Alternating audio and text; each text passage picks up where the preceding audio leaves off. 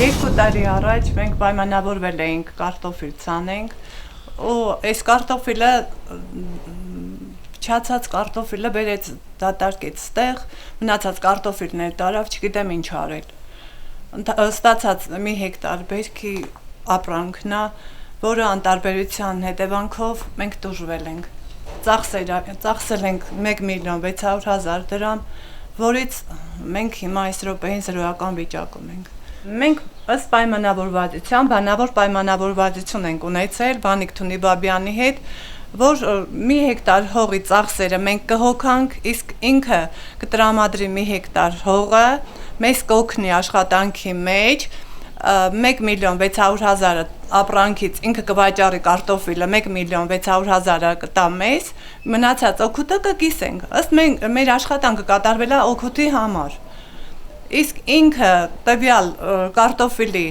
չափը բերեց 1/3 մասը հանվել էր, բերեց թափեց ստեղ, իսկ մնացած 1/3 մասը անհայտացրել է, ես չգիտեմ ինչ արել։ Վանիկ Թունիբաբյանին մի օր ջղայնացած իրան ասեցի, խնդրում եմ, այ նստի, չէ որ գումարը ամուսինս ուղարկի, ինքն աշխատի, չարչարվելա, բերելա,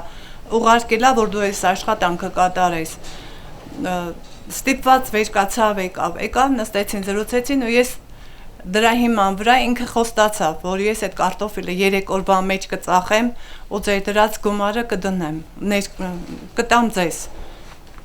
Բանը նրա մեջ է, միջև օրս էլ 3 անգամ ինքը խոստացել է, բայց ոչ մի բան, ոչ մի անարդյունք։ Վանիկ Թունիբաբյանն ու Կոլիկ Շախսովարյանը գերադասեցին կարտոշկի 14 տոննա կարտոֆիլը փչանա, քան ինձ օգնեին հողի տարածքի համար։ Ավելի լավ չէր հող տրամադրեին, կարողանային կարտոֆիլը հողի մեջ տեղավորեինք, որպեսզի բերք գոնե ստանալ, ոչ թե զրոյանար ընդհանուր ապրանքը։ 2 տարի է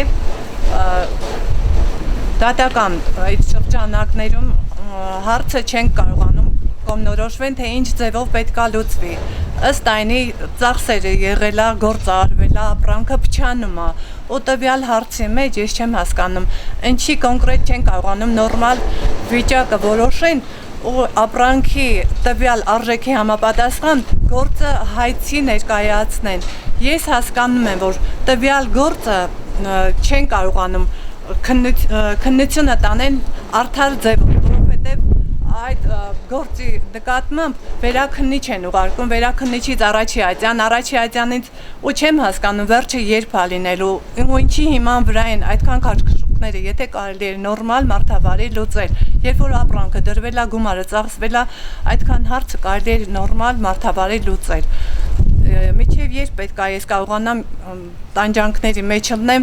իմ երեխեքն էլ իմ հետ նեղվում են ու ջղայնանում։